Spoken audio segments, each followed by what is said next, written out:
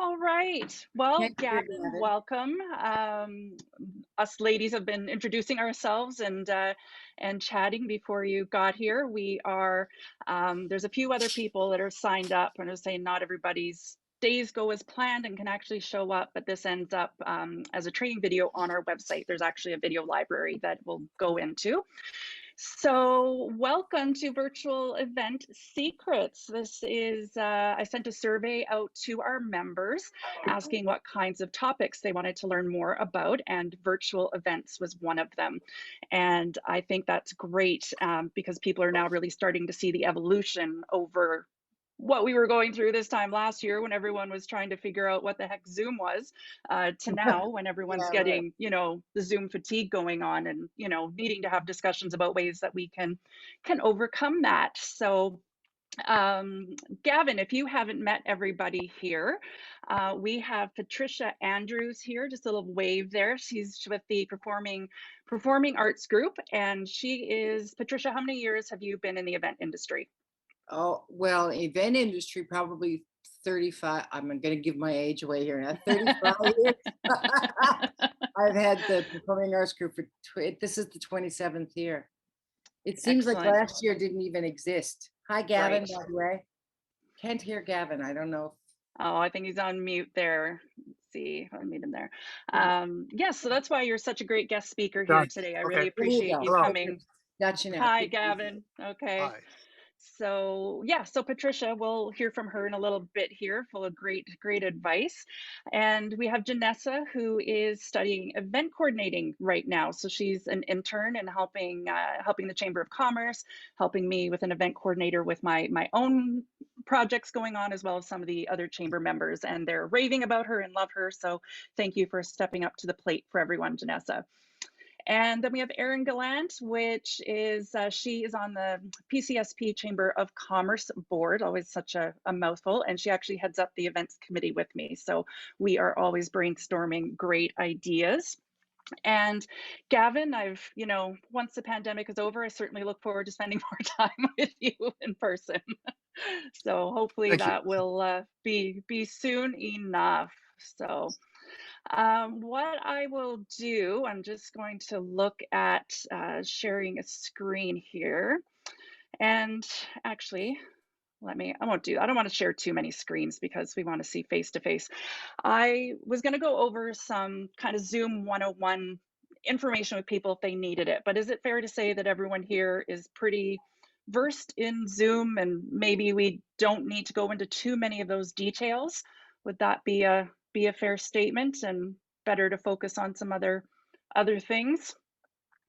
This Erin. time last year, it was all me teaching people how to use Zoom. It was Oh, crazy. Like during you the taught me. pandemic. If it hadn't been for you, I don't know what I would have done last year. Oh, sweet. I paid her to say that. All right. So now everyone knows me now as the executive director for the Portugal Cove St. Philip's Chamber of Commerce. In my other life, I am also an event coordinator, have been for approximately 10 years. And during the pandemic, so this time last year, I took it upon myself to become a certified virtual event coordinator. I didn't know such a thing existed, but I had the time to become one, and it really has helped. I will say that a lot of what I learned and a lot of how I'm teaching people how to do virtual events really is mostly from my own experience and experiences that I've seen other people go through, the good, the bad, and the ugly. But the certification certainly has helped me, Where and did I'm you sure get that Janessa. certification? It's through Event MB School. I'll send you the Oh, yeah, link okay. to it. They Yeah. have certificate programs for wedding planners, decorators, event coordinators, the whole everything. Really well known. There aren't a lot of event schools out there where you can get certification, as Janessa now knows, and we can get her to speak to that as well.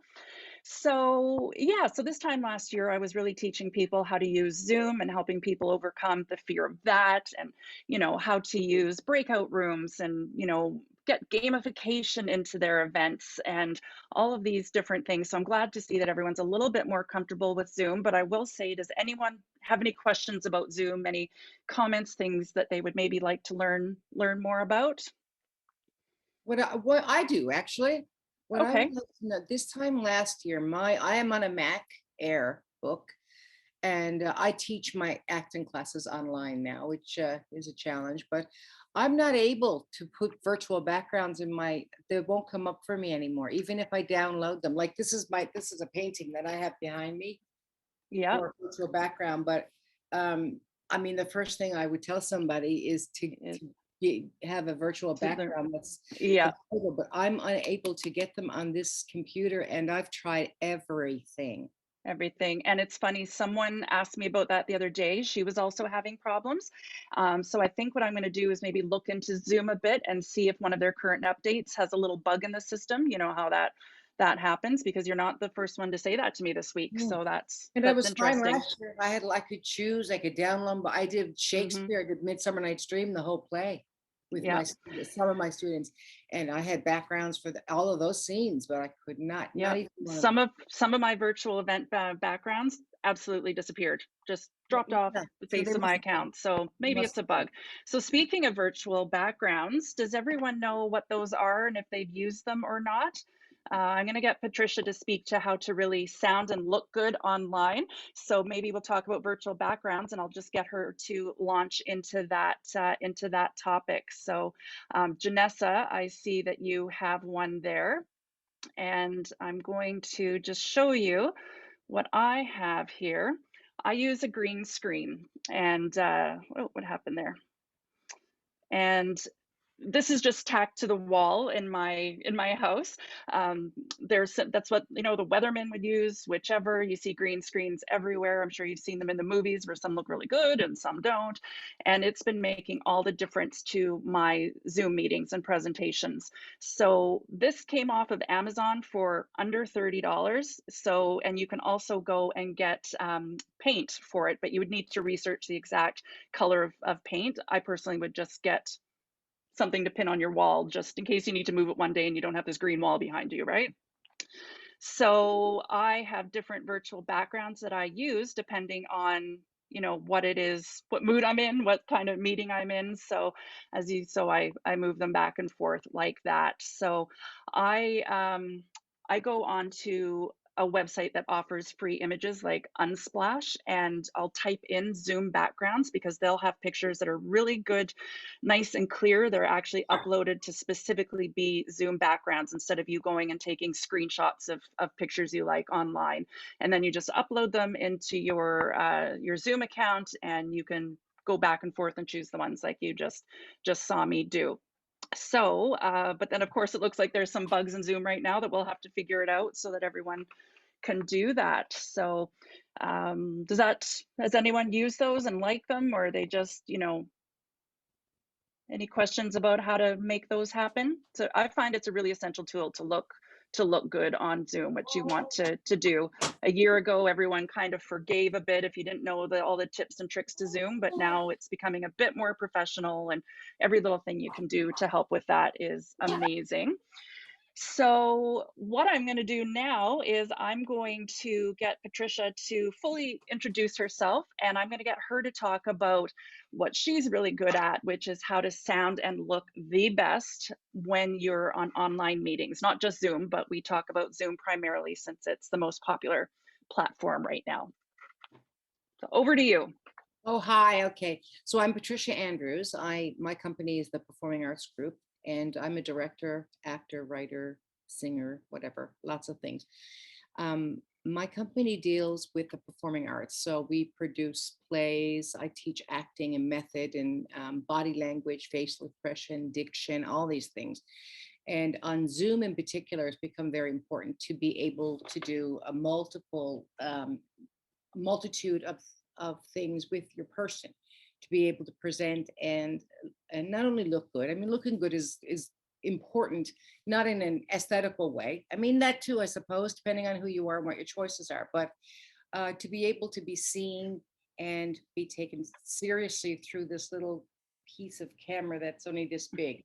We lose everything from, in person, you're in meetings, you have body language to receive from one another and facial expressions and vocal tones, and everything is as small as just one kind of a lean in of a head tells you something about someone in a meeting. if they're listening, if they're attentive, if they're looking at their phones. I mean, now I can put my phone right here and look at it and read it the whole time, and you don't even know that I'm doing it, basically, if I have the right equipment. So, with that said, I think it's important to captivate your audience. And the first thing is how you look. It depends on where you're going. If you're in a Zoom meeting for farmers, Outback Farmers is great online. There's online something for everybody now. I was in an outdoor trail. They have these trail cameras set up, and you watch the animals go by. I'm like glued to 4 o'clock this morning. I was in my bed looking at moose going across the plains, and coyotes. And then who knew we had that many coyotes in Newfoundland? I mean, with all the hiking I'm doing, I got to go get some bear spray. But those are different, if it's that kind of a Zoom meeting, then fine. You just get on, and whatever you're in, you're cool with. So I guess you have to decide as a person what type of meeting you're in and what to bring to it. So, from a physical point of view, I think the backgrounds, Tara, I have to agree, are extremely important. And if you're in a business meeting, or if you want to be taken seriously, or you have information to show and offer, and not because of aesthetics, a lot of it is because of what's behind you is distracting. I have acting students, and I have them from age 5 to 85. So I have adult classes in middle, and I see the difference in attention spans and what I can offer and what I'm getting receiving back on the screen. I learn a lot from the kids and the adults on screen. It's a whole different thing than in person. Like Tara, tonight, you're really interested in going in person finally to see people. And I think Mhm. your meeting is going to have a completely different dynamic than this one for many. Absolutely. Yeah. Communication gets lost, and it's, yeah, in Yeah, it person. does. I mean, you get very little. Imagine me trying to teach an acting class on here, so that's been very beneficial in a lot of other ways.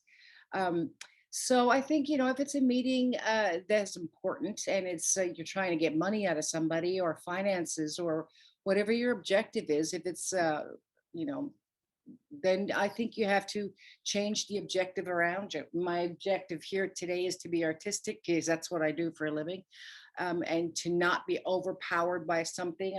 For instance, if I brought this little guy into it, it makes a difference. Everybody is looking at that instead of me.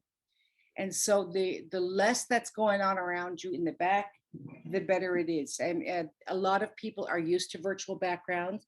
So Janessa and Tara, they have seen those backgrounds before, because they're probably, or maybe not, maybe you've gotten them, but most people are used to the backgrounds. And if they see them, it's generally understood that that's a background.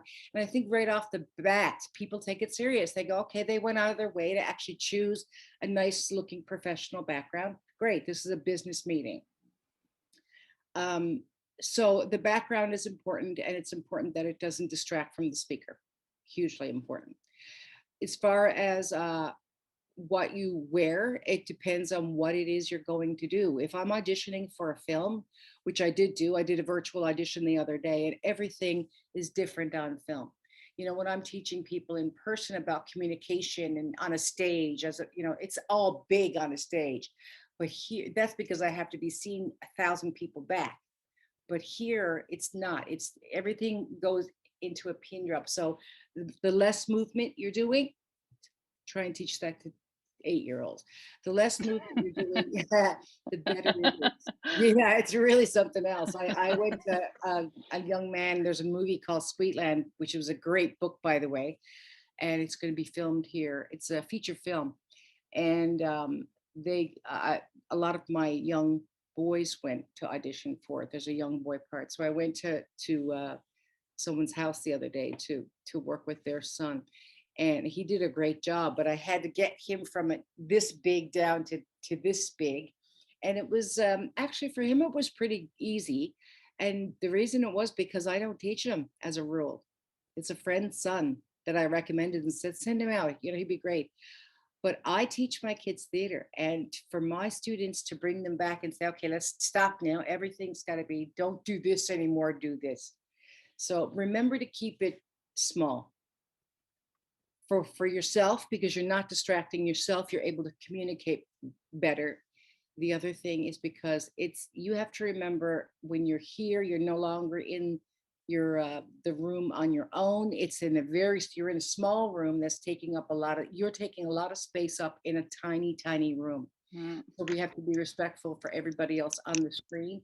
And if I was sitting there the whole time doing this, then and Tara's trying to speak, that's completely upsetting. It's upstaging her. It's not giving her the respect she requires. So it's important to stay still. The other thing is for for men or women in today's society, skin tone and makeup. Uh, Lots of girls and lots of guys wear makeup, so make sure it's right. Don't overdo it. Make sure your skin tones are good on camera. If you want to be professional, you might as well go all the way. If you're going to a meeting, go prepared. And on screen, you have so little to work with. You only have from here up, so go prepared. Go in an environment, again, depending on your kind meeting, go into an environment with something nice on. Do your hair, do your makeup, shave. I don't know, whatever it is you want to do, and go ready, because it's nice. It's nice for everybody else. And if the person that is in bed with your blankets up to here, everybody's going to notice it. So I guess it's sort of like a balance thing. Lighting, excuse me, is it's daytime right now, so I have natural light on both sides of me. So I have more on this side, as you can tell, than this side. So you want to try and balance that out. I'm actually in my dining room, but it is so cheap right now to get lighting, to buy lighting. And Tara just yeah. said that the green screen thing is very important. I just did this lighting class with my adult students the other night, and I learned so much from them, because two of my adults they're actually wildlife geologists, so they do a lot of this outdoor filming, and it was really, really cool. But they did, I'll show you some of the lighting that you can purchase very inexpensively. And these circle lights, see that? This one right here? Absolutely. Yep. These are amazing things. They're cheap. I think they're like, I don't know, under $100. Mm, You could connect your cell phone to the top of that light. So, and you can connect the light right to the top of your screen. So then, and it's a round light, so it diffuses the light out, like out this way.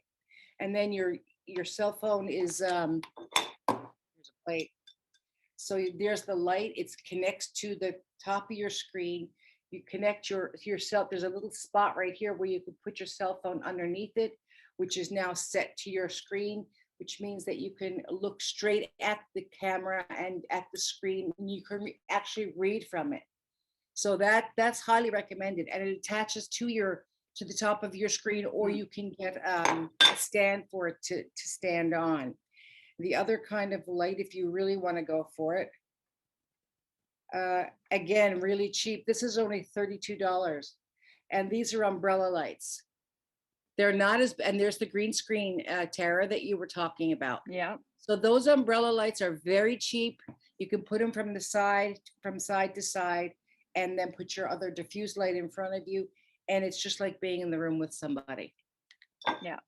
Yeah, I really. have limited space, and I'm a bit different just where I do so many events, but I actually have a bar on my ceiling The that I bars, have yeah, big square. I have three shining down on me right now, but like yeah. they're big, big lights. That's not worth an investment unless you're doing a lot of Zoom calls. So, But I've always got the double screen going. I've got the yeah, three lights. I got the well, green screen, but you have to right. decide what's important for you as an investment based on how many you're doing. So, Exactly. And yeah. if it's not something that that is that important, then just get in some natural light like I'm doing.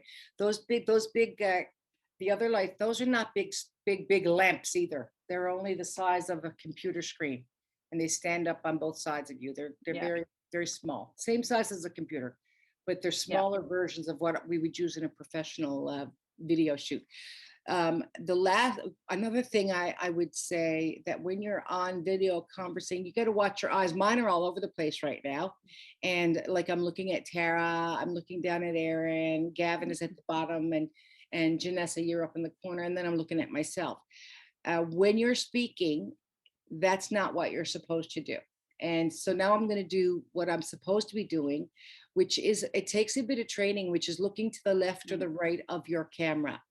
So when it's important for you to speak, don't look at the people on the screen because they aren't seeing you looking at them if you're looking down and you're looking at them. So Yeah. Gavin, I'm looking at you right now and you're at the bottom of my screen.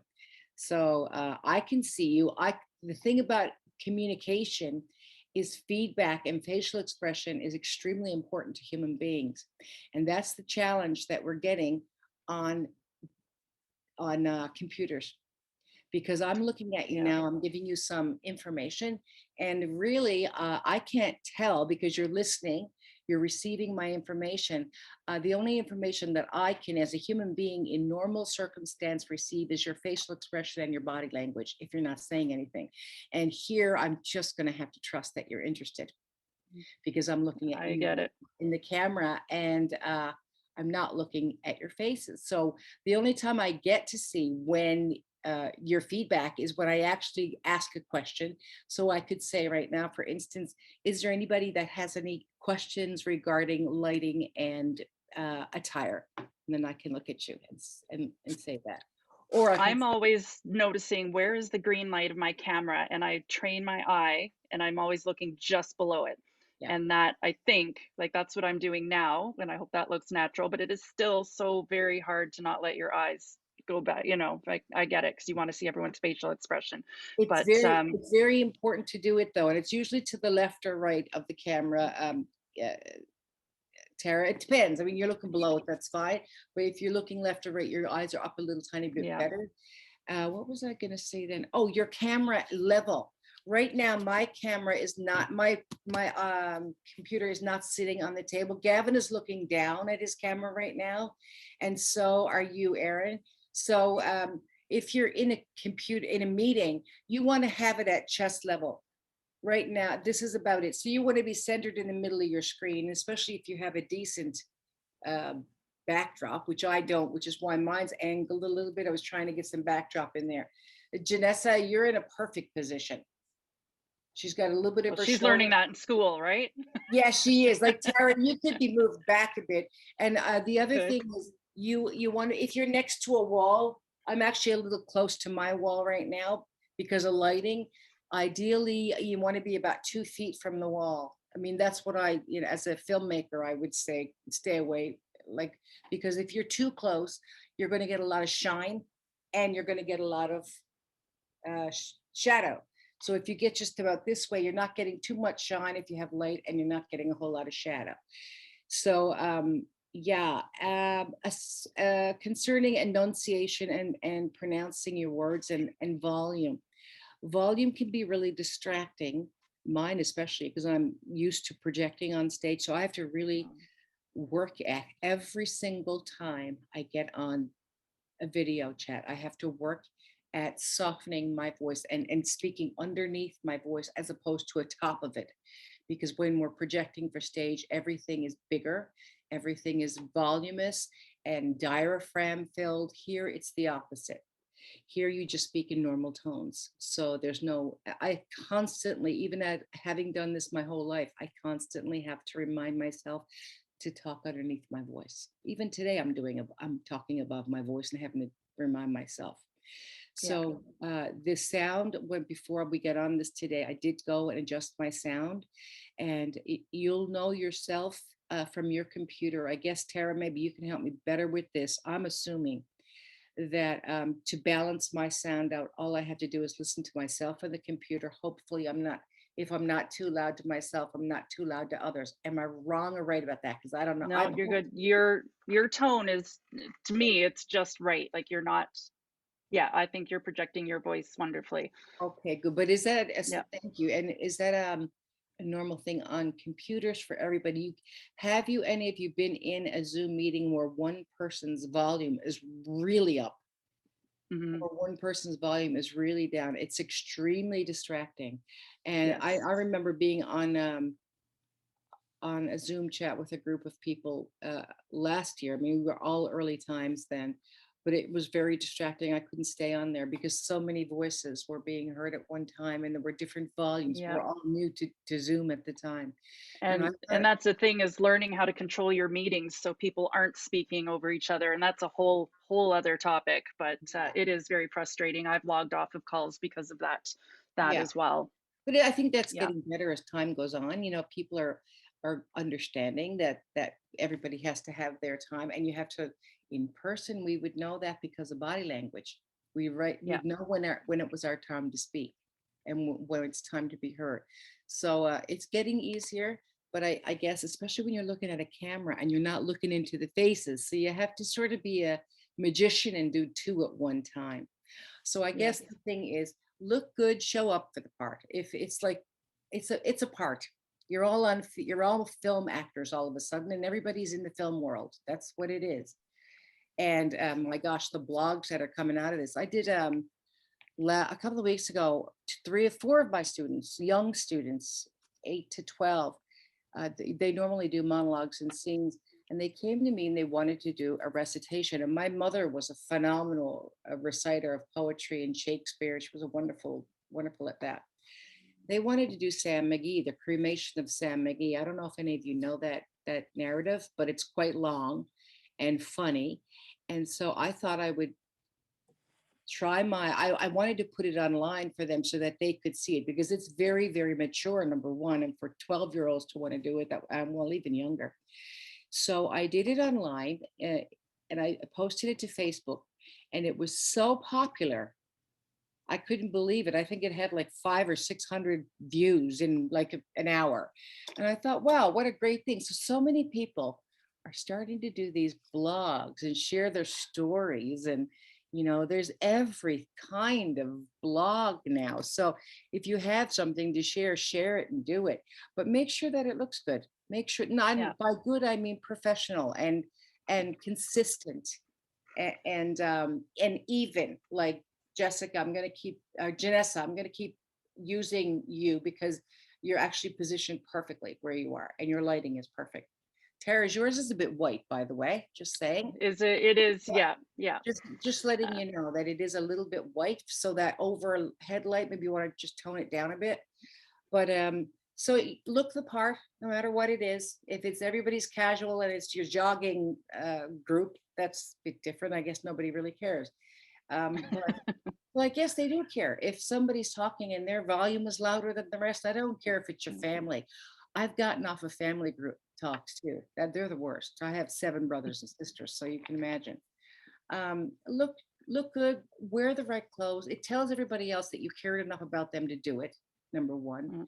mm, At first it says if it makes you feel better, especially if it's a business meeting where you're looking for funding or you're trying to present a project or whatever it is you're doing.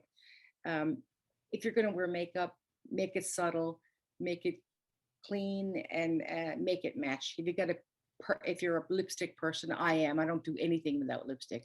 The world could die, but my lipstick's going to remain. That's for sure. If you're going to if you're going to do it, make it match. I mean, don't do fluorescent purple and a and pink.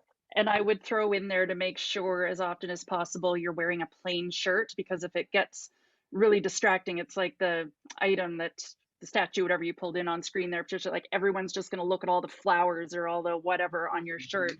and they're not looking at your face. So, I have basically, I think I have one part of my closet right now that are my Zoom shirts because I figured out which ones I feel most comfortable in online. So so yeah, I would make sure you're doing that, or when a man, make sure the tie is not way too patterned or whatever the case. Everyone gets my drift there. And it's true. That's why I wore this. There's nothing on there. I always wear plain when I'm filming something, Yeah, no matter what it is. Auditions, plain, plain, plain. Everything's always plain. And that is you got to think that you're doing this for a camera, and there's you're in a room this big with maybe 20 people.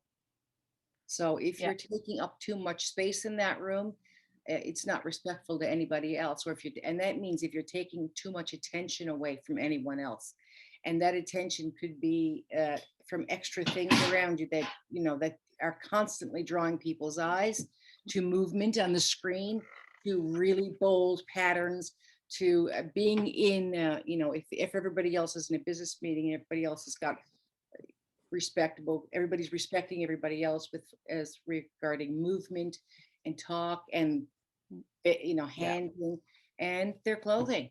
If somebody's lined off like, this on their, everybody else is sitting erect, then it's distracting.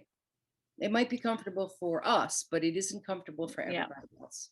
So it's And good. I would lead that into, I've read some interesting studies, and I'd really like everyone to think about this, is that you really need to find the guts to speak up in your call. I'm sure you've all been on calls where there's always people that dominate the conversation, but you have something powerful to add to that conversation, and don't be afraid to voice your opinion. If you really want to get your point across, just don't be afraid to raise your hand and just say, no, I need you to listen to me. You don't want the same person talking all the time. I have something valuable to add to this conversation. And even though you may find that uncomfortable, I would encourage you to really do that, because you're trying to build relationships online, and that's hard enough as it is. If don't throw on top of that that you're not speaking up. So that's something I really find myself, now that I've seen what's happened this past year on online events. I'm really trying to beat that into people's heads a little bit more.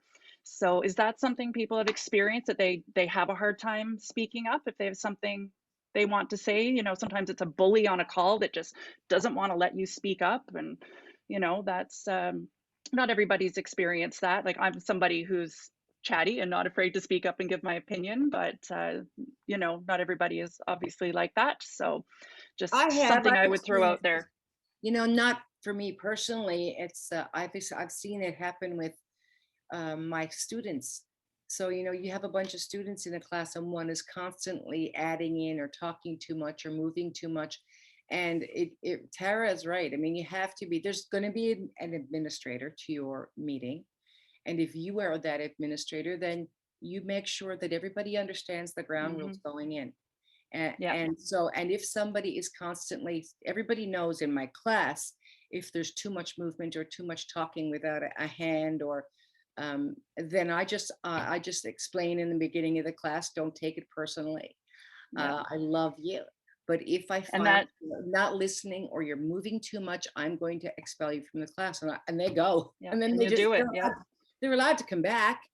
I'll And say, it's just a it is reminder, very come back. important to explain etiquette at the beginning of the meeting. Is turning your cell phones off, raise your hand if you have a question, use the chat room, make sure everyone understands how to use the chat room, all of those things. And some meetings, people want all the questions to come at the end. Sometimes they want people to feel free to pipe in anytime, so you have to give people the ground rules, like you said, as to what they can do. So, I really and believe that's important. That can ruin your meeting if that's not done yeah. in the beginning. And I'm not saying the reason I expel children, I don't expel, it's the wrong word. I tell them right up front that it's a reminder. It's actually teaching them that they have to be present and stay present and respect everybody.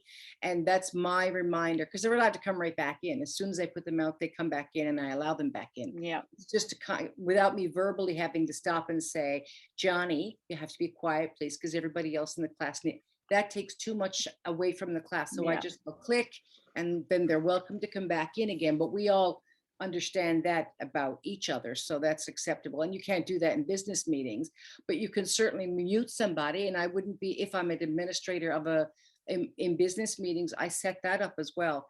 And if I find that somebody is taking over too much time, then I just mute them. Yeah. I Yeah. mean, and little later on, I'll unmute them again. It's a very quiet thing, but I will do it because Yeah. And you if can you're, private message them and say, this is why, you know, need to do that. But yeah, that's, yeah, the private message, the dog and the sounds in the background can be very, very, very distracting and yes. Yeah. disrespectful. That's Yeah. something that really personally bothers me when I'm on a, a chat and I'm trying to communicate something, and it's my turn to speak, and then all of a sudden, bring, bring, or Yeah. well, we don't even have that sound anymore. There, go date myself again. There is no such thing as bring. That's funny. Or a dog, or mommy, or something's Yeah. banging and clanging. on a set, a movie set, that would be like quiet on Yeah, set. So make sure your environment is quiet. You're in a room where you're not going to be disrespectful to anybody else by background noise. And that also gives you an opportunity to have a nice, quiet environment for you to be present in your meeting and to be able to focus on your body language, your facial expression, your vocal tones, your eyes to keep them at the camera level when you're speaking. And you're able to focus and concentrate in your own person when you're there. yeah. Does anybody have any questions regarding anything? I would like to answer them for you. I have a piece to add just about like encouraging people to turn on their cameras. So I know it's something that we run into a lot where people feel more comfortable not having their cameras on. Maybe they're not fully paying attention. I know the program we use for school, you actually can't add a virtual background. So a lot of people don't like to turn their cameras on because you can see their surroundings, which is an issue we run into. But I would definitely ensure that you're using a platform like Zoom where you can add those options, but Right. also to add perks to turn on your camera. Because some people, it may be a little bit outside their comfort zone or something that they're not quite interested in, but it's definitely adds to the meeting. The five of us here with our cameras on is much more effective than if it was just the speaker with their camera and then everyone else just like not really present. So that's a tip I would add as well. Absolutely. Yeah, Yeah. would you allow that at a meeting, Janessa, somebody to not?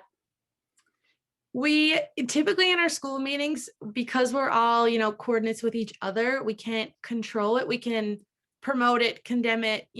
I turn mine on frequently because I think that it's important and it adds to the value.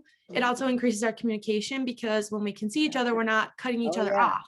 Because Good. when Yeah. someone's about to take a pause where you can jump in, but Right. there are several other students who choose not to turn it on despite any Yeah. obstacle, unless it's like mandatory in a presentation. But I definitely always turn mine on when I can, just to try to increase my engagement and my learning opportunities. I think, I And mean, the that's other thing is about boundaries too, in terms of if you're an administrator of a meeting, you have to make up the rules, like Tara said, and you have to establish what yeah. those rules are and stay within the boundaries. Personally, if somebody wasn't willing to show up, body, mind, and spirit in a meeting that I was giving, I wouldn't allow them to come to the meeting.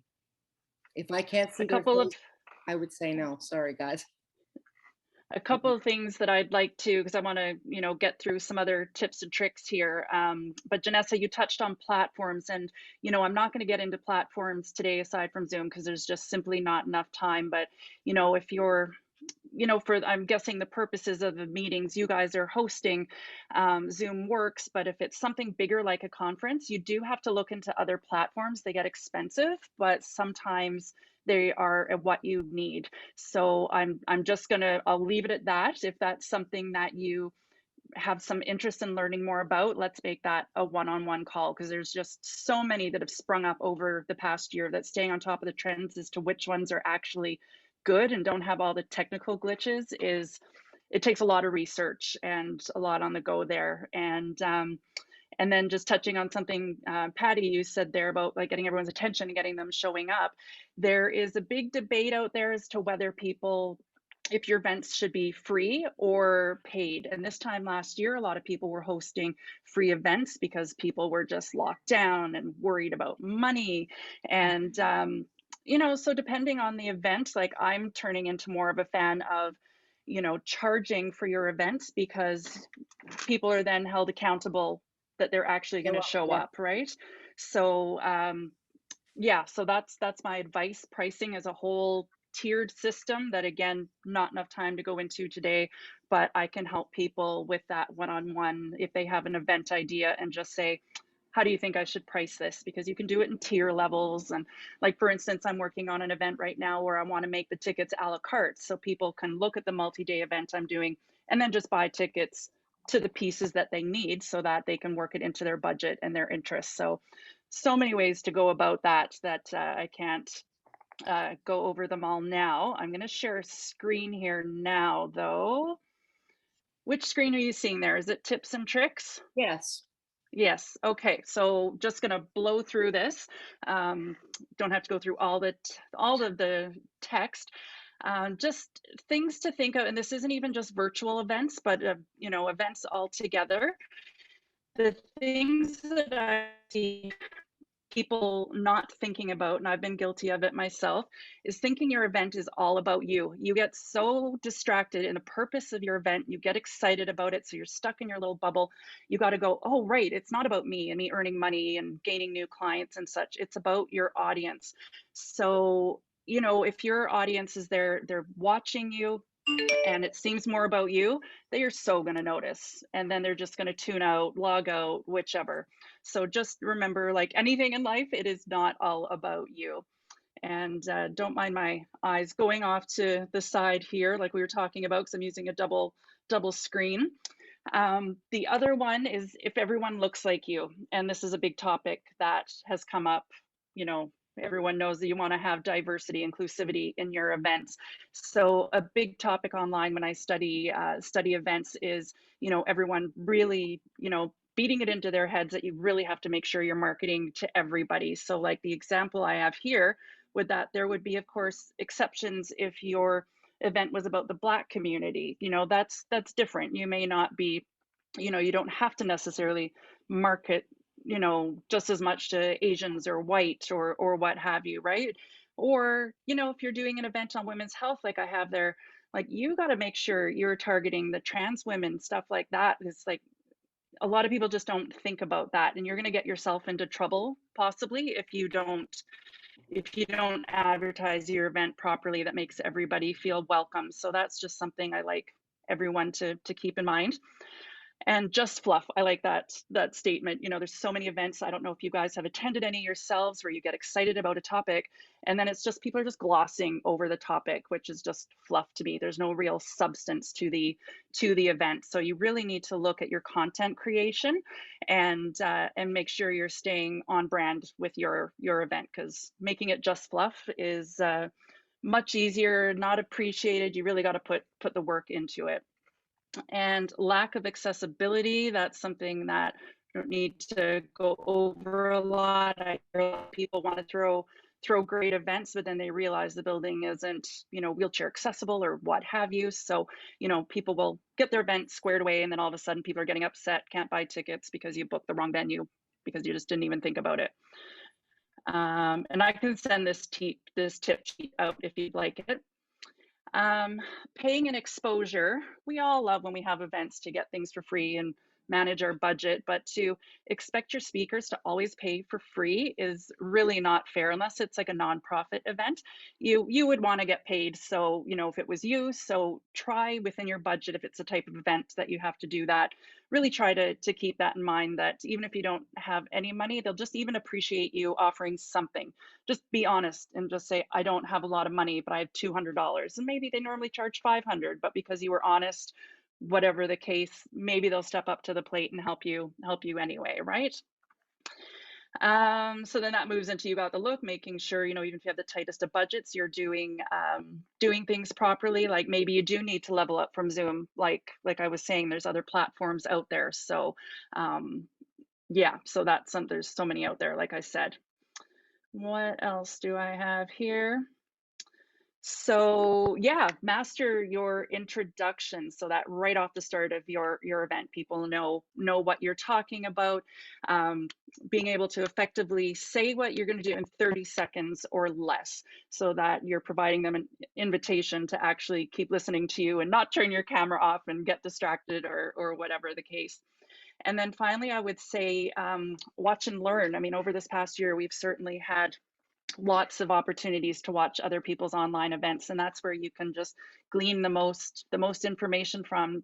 Just look and see, is that, because you don't want to do an event that you're not comfortable with. Like, what's your own style? So just watch lots of other online events and go, oh my god, that's totally my style, and then just try to shape your event around that. So just stop sharing that screen. Any tips about, or questions, or even other tips they've learned that they may add to this? That makes sense. It's a lot to run through, I know. Oh, I'm not hearing. You're muted, Patricia. Oh, There we go. No, that's the okay. other. That's good to remember. I was going to say, regarding your content and what you're delivering, make sure that you've a done like a guideline for yourself. It doesn't mean that you have to Yeah. script everything and that you want to read. In No. fact, it can get very boring unless you're really talented at delivering narrative from script. I'm able to do it, and you would never know, but I'm also a professional actor. So know what you're doing. It doesn't have Yeah. to be all written down. And no matter what it is, it doesn't matter if it's about a rafting weekend, you still should have a point A, Yeah. a beginning, middle, and an end. A little tiny prologue, like you just said, 30 seconds of a hello, and then a finish at the end.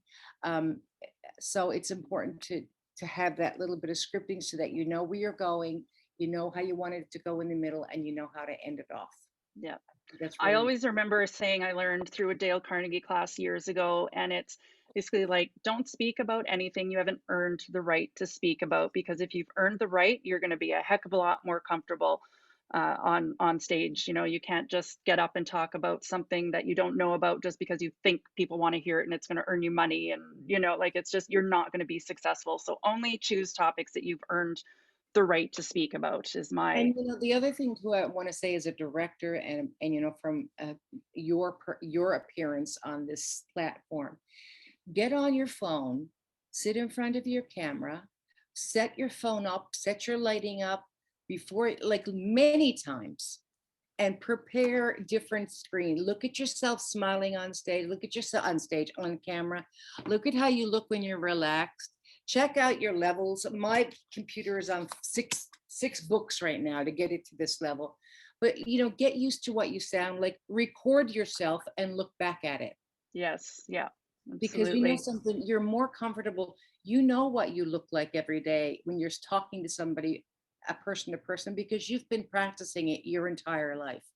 So when you're Yeah, smiling at somebody face to face, pretty much intuitively what you may not have spent zillion years in the mirror, but you still know what you feel like when you smile, even so, or when you're trying to be serious and put something forward. But it's a whole different ball game when you're on a camera and you're doing it to it a little is. tiny circle this big. So I really recommend that you set it all up and record yourself. Just talk to yourself or get a Yeah, friend online and practice with them. And another really, really great way to do that, to learn how to talk to this camera effectively, is to do this.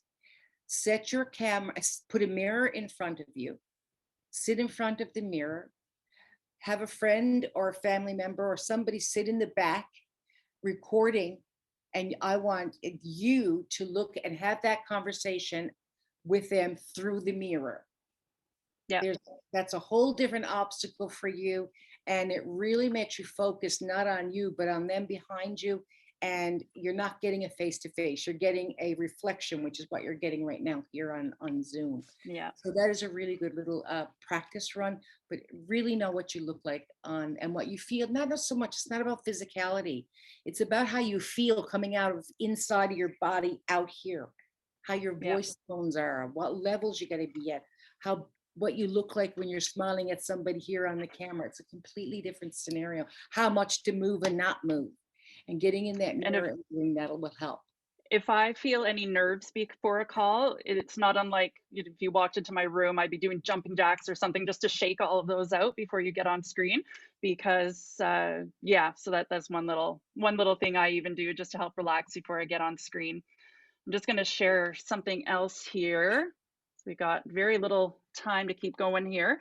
Do you see the ice cream addict image on the screen? Yep. Yep. Okay. So I know it sounds silly, but when I think ice cream addict, to me, that is the person who is your audience, who is so distressed because their business isn't succeeding or what have you.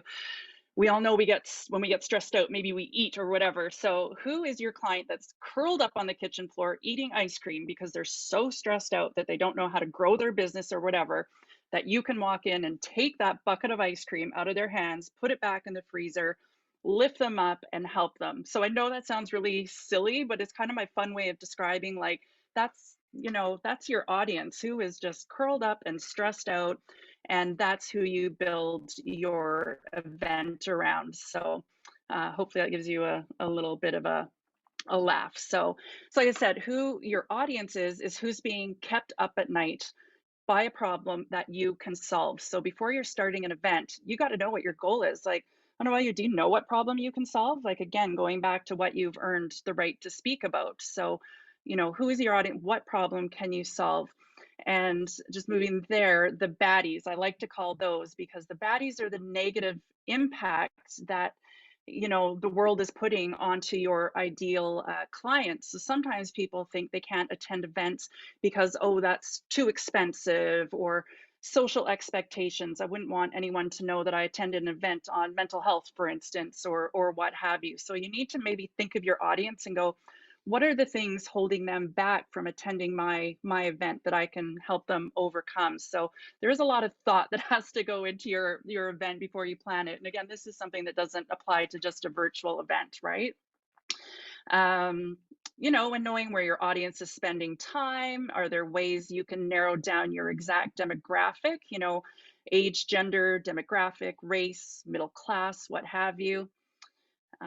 Carry on here. I really am going to try and go this through quickly here.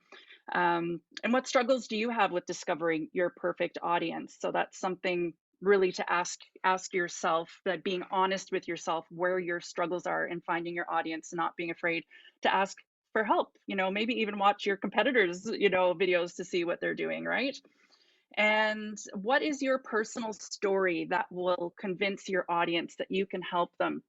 I don't know about you, but when I'm at an event and the speaker shares their personal story with me about how they overcame the problem that they're trying to help me overcome, I believe them a lot more. I relate to that. I don't want something scripted. I don't, so like I want somebody to really give me those warm fuzzies. So I don't know if, any of you have held events where you've felt comfortable doing that. If you don't feel comfortable sharing your personal stories at an event, I would suggest, of course, depending on the type of event, that you do get comfortable with it, because your audience is just going to love that. And Making that any emotional questions about that? I was going to add, making that emotional connection can really engage your audience. It puts you that extra step above. Absolutely. Yeah. It's, you're attending an event about how to lose weight, but some size 6 girl is on stage and talking about how to be healthy, but not talking about her struggle as to how she achieved it. So it's just, you need to balance it out for people to really believe that you are the valid speaker that they should be tuning into. And I'm going to do just one more screen share here.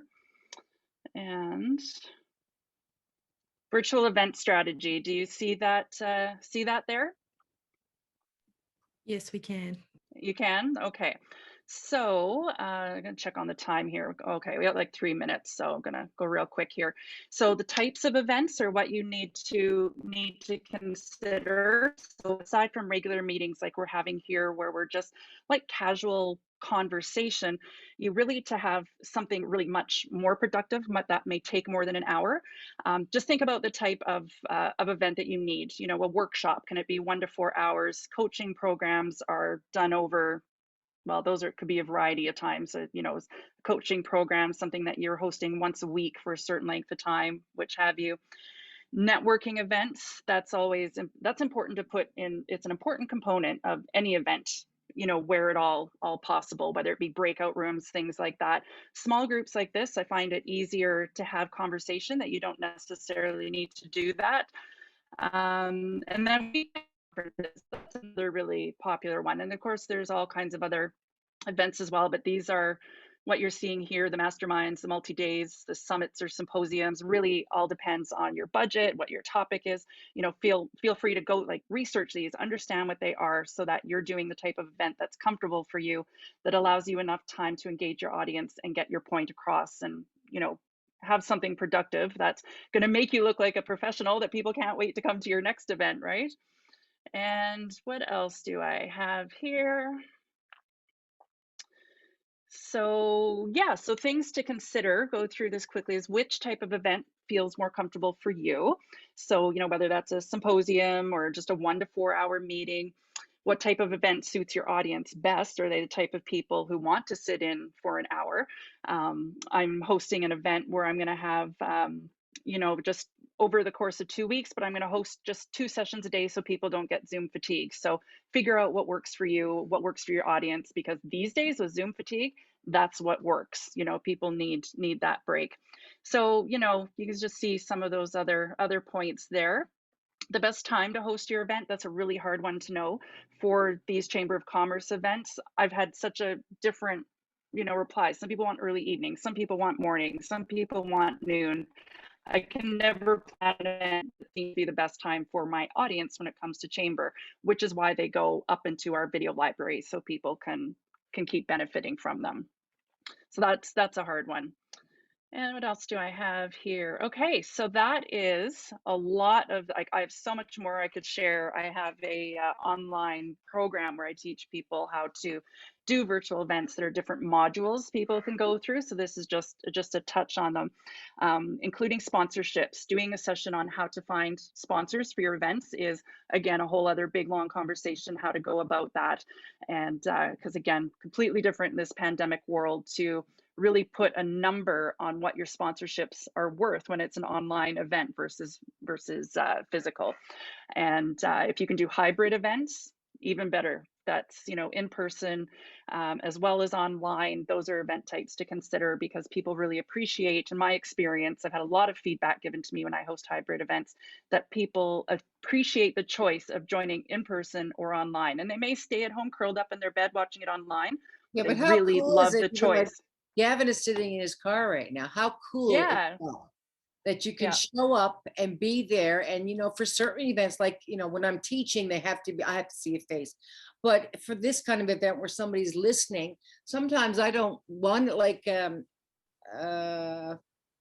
other young lady who left was saying sometimes, or no, maybe Janessa, it was you who was saying that you don't want to show they don't want to show their faces. And in yeah, some, I get that. Like sometimes I want to go, but I don't want to have any input. I just want to listen. Like Gavin, I don't think I've heard your voice yes. today. So he's here to listen.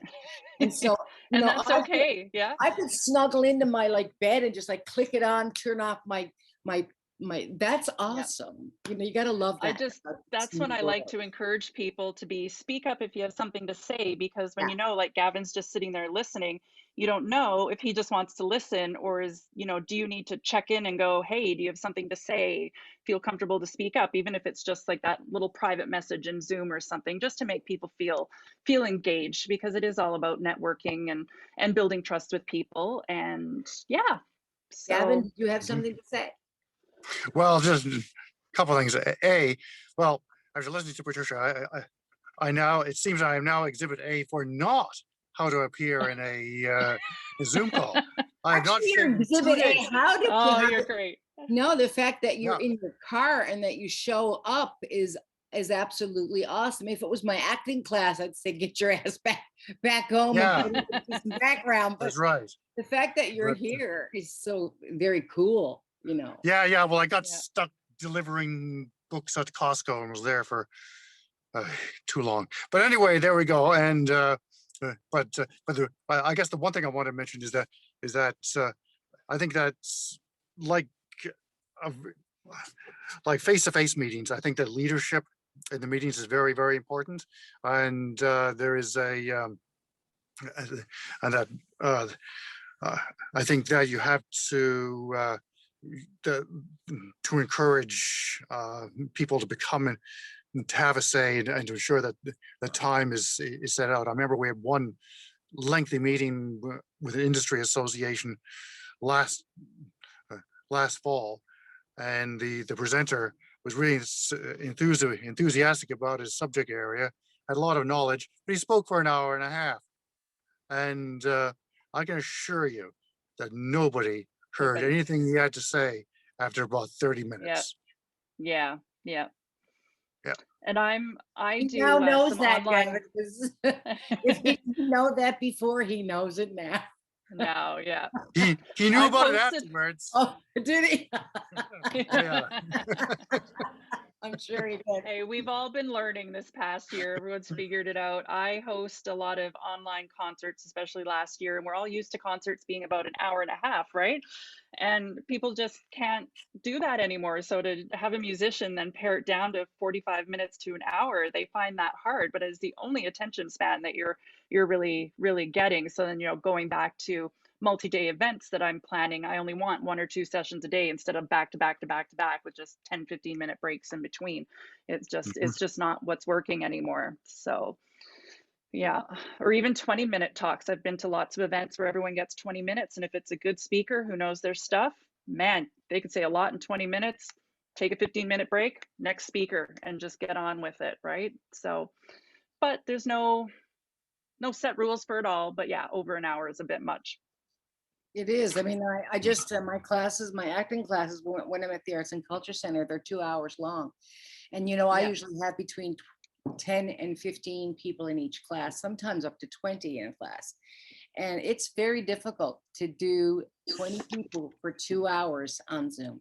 So my next session, I actually prolonged it. I'm not going to do the session, maybe until May. I'm giving everybody time, and then I'm only going to make it I'm going to cut the class in half because 2 hours is too long for me to speak and for them to sit and listen, having been in Yeah. school, like you said, Tara, on Zoom, or like Gavin said, like to sit there and listen to one person, and Is yeah. Yeah. when I'm in person, I can hold people's attention for 2 hours, but on Zoom, it's hard for them and it's hard for me to have to Yeah. fill it in. Yeah, you're not the only event on Zoom they're probably being asked to attend. So, Right. value their time, just really, yeah. So I feel like there could be a whole part two to this series. I was thinking that before this, and I don't know, like there's just so much I wasn't able to cover, and so that may be something I consider, because like half the session at least, right? Patricia, just you offered so much value, It just like makes me want to you move know. to Portugal Cove. I'm going to be honest with you. I wish I was on these events all the time. So, I'd love to do some work down in Portugal Cove. I'd love to have a summer camp down there because I have a lot of kids coming from there in the summertime to the camps. And, we should talk about that, Tara, because not only just We for the have a kids, new we have a new arts association. I'll get you some information about that. we'd love to And see it. when we get off this call, let's talk about that. Yeah, So, sure. well, this is great. We gone overtime a little bit, but one thing I will always say about events, physical or virtual, is end on time. You've told everyone how long your event is going to be. Yeah. Very important, professional to end on time. But I find where it's a small group, if people have questions, I don't mind keeping it a bit longer. So. Yeah, that's So, again, Gavin small and small group. Janessa, it's really nice to meet you, and I'm glad you were here. And Tara, thank you very much for having me today. We'll do this again soon, and maybe when we can meet again in person, we can do something like this as a physical event. And Mm, yeah, let's talk about that, because there's so much more I know each of us could cover that people need to hear. for sure.